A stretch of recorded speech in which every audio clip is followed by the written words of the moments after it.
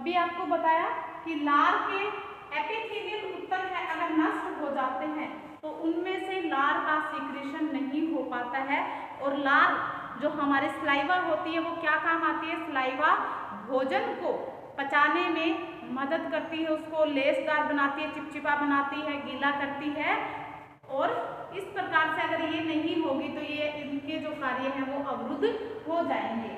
शारीरिक वृद्धि में सहायक जो हमारा विटामिन ए है वो शारीरिक वृद्धि में भी सहायक होता है। इसकी कमी से शारीरिक वृद्धि है वो रुक जाती है। कई प्रकार के शोध हुए हैं, शोधों से यह निष्कर्ष निकाला गया कि विटामिन ए के अभाव में कोशिकाओं का जो विभाजन होता है, जो विभाजन की क्रिया है, उनमें 30% तक की कमी आ जाती है। कोशिकाओं के विभाजन में 30% तक की कमी आ जाती है। अतः जब शरीर की कोशिकाओं का विभाजन कम हो जाएगा तो नए कोषों और ऊतकों का जो निर्माण है वो भी कम हो जाएगा, और जिसका परिणाम किस पर पड़ेगा? शरीर की वृद्धि पर इसका परिणाम पड़ता है। प्रजनन अंगों के स्वास्थ्य में भी विटामिन ए का महत्वपूर्ण योगदान है। विटामिन ए जो प्रजनन अंग है उनको उनके उत्तम स्वास्थ्य के लिए और उनकी जो क्रिया है, प्रजनन की जो क्रिया है, उसको सुचारू रूप से संपन्न होने में महत्वपूर्ण भूमिका अदा करता है। इसके अभाव में पुरुष एवं स्त्री के जो प्रजनन अंग है उनमें विकार उत्पन्न हो जाते हैं और यौन हार्मोन का पर्याप्त सीक्रेशन नहीं हो पाता है, जिसकी वजह से ये क्रिया अवरुद्ध हो जाती है। जो शोध और वैज्ञानिकों ने शोध और अनुसंधानों से पता लगाया कि विटामिन ए के अभाव के कारण सूअर के बच्चे बिना नेत्र गोलक के पैदा होते हैं। उन्होंने सूअर के ऊपर एक्सपेरिमेंट किया और उसको विटामिन ए रहित आहार दिया तो पाया कि उसके जो संतान थी, उसका जो प्रजनन, उसका जो बच्चा हुआ तो वो क्या था? बिना नेत्र गोलक के पैदा हुआ था।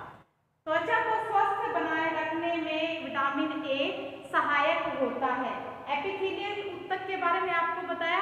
एपिथेलियल ऊतक है जो क्या करता है? त्वचा को स्वस्थ और कांतिमय बनाए रखने में महत्वपूर्ण भूमिका निभाता है, और इसकी न्यूनता से त्वचा है रूखी, सूखी, कांतिहीन एवं कठोर हो जाती है। इसकी कोमलता और वो है कोमलता नष्ट हो जाती है। चेहरे की त्वचा शुष्क हो जाती है और उस पर मुहासे आ जाते हैं, यानी कि पिंपल्स निकल आते हैं। तो जांघों और तथा बाहों में उभार आते हुए रचना दिखाई देने लग जाती है विटामिन ए के अभाव में।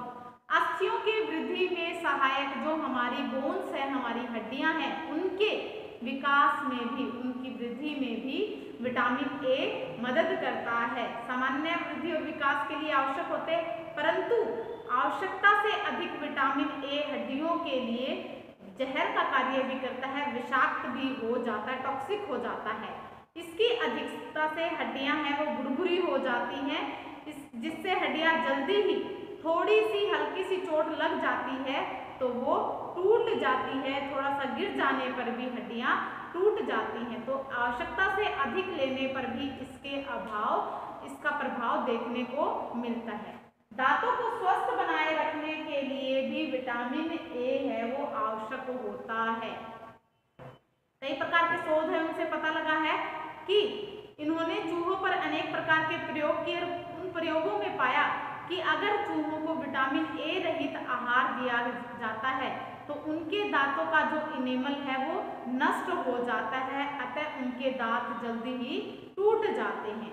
इनेमल की क्षीणता का जो प्रभाव है वह दंत कोशिका पशु पर भी पड़ता है तथा इनकी जो रचना है, दांतों की जो रचना है, उनमें विकृति उत्पन्न हो जाती है।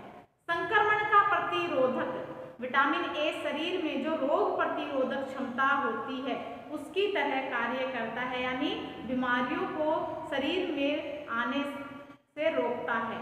यह शरीर की ताजगी, स्फूर्ति, बल इत्यादि को बनाए रखता है। नाड़ी संस्थान को स्वस्थ बनाए रखने में जो हमारी नाड़ी संस्थान है उनके ऊतकों को बेहतर बनाने के लिए यह क्रियाशील रहता है।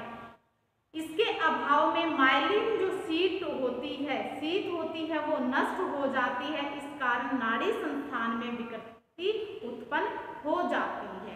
नाड़ी संस्थान में विकार और जो दोष होते हैं वो दूसरा प्रमुख जो कारण है अस्थियों की वृद्धि कम होना तथा नाड़ी संस्थान की अधिक वृद्धि होना भी इसका कारण है। ग्लूकोप्रोटीन के संश्लेषण में सहायक जो विटामिन ए होता है वो विटामिन है वो ग्लूकोप्रोटीन है, उसके सिंथेसिस में मदद करता है।